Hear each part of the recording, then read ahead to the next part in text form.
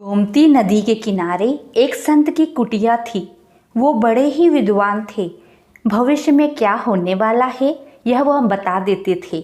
नदी के किनारे राजा वीर सिंह का राज्य था और दूसरे किनारे पर राजा बहादुर सिंह का राज्य था। दोनों ही राजा संत को बहुत मानते थे। कोई भी नया काम करने से पहले संत की कुटिया में आकर उनका आशीर्वाद लेते थे। राजा वीर सिंह और बहादुर सिंह दोनों किसी राजकीय विवाद के चलते एक दूसरे पर आक्रमण बनाने की योजना कर रहे थे। युद्ध का दिन निश्चित हो गया।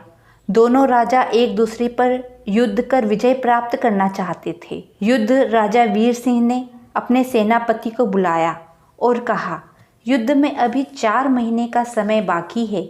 सैनिकों को दिन रात अभ्यास कराया जाए। यह युद्ध हमें हर हाल में जीतना है। इतना कहते ही राजा वीर सिंह गोमती नदी के किनारे संत से मिलने पहुंच गए। राजा संत के पास पहुंचे और बोले, संत जी, जैसा कि आप भविष्य देख सकते हैं, मैं आपसे जानना चाहता हूँ कि युद्ध में किसकी विजय होगी। संत ने राजन से कहा, तुम चाहे कुछ भी कर लो, जीत तो बहादुर सिंह की ही होगी। यह सुनकर राजा वीर सिंह ने संत से कहा, अब जो भी हो गुरुजी, अब मैं पीछे नहीं हट सकता। तलवार म्यान से निकल चुकी है।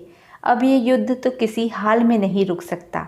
वीर सिंह राज्य में वापस आकर अपने सेनापति को बुलाया और कहा, दुगनी क्षमता से सैनिकों को कहें युद्ध की तैयारी शुरू कर दें। दूसरे दिन राजा बहादुर सिंह भी घोड़े पर सवार होकर संत से मिलने उनकी कुटिया में पहुंचे। राजा ने संत से पूछा, गुरुजी, आप भविष्य देख सकते हैं, कृपा करके बताइए युद्ध में किसकी विजय होगी। संत बहादुर सिंह को बता देते हैं कि युद्ध में विजय तुम्हारी ही होगी। इतना सुनते ही बहादुर सिंह की खुशी का ठिकाना नहीं था।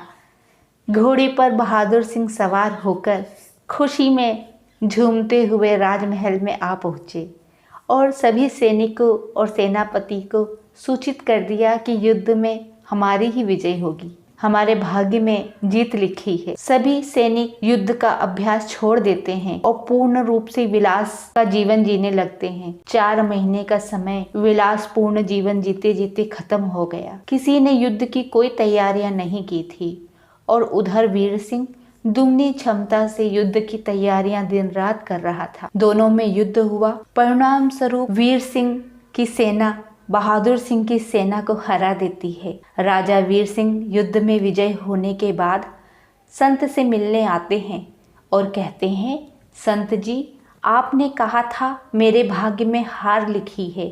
देखो, मैं युद्ध जीत गया। संत जी मुस्कुराकर कहते हैं, राजन, कर्म में भाग्य को बदलने की ताकत है।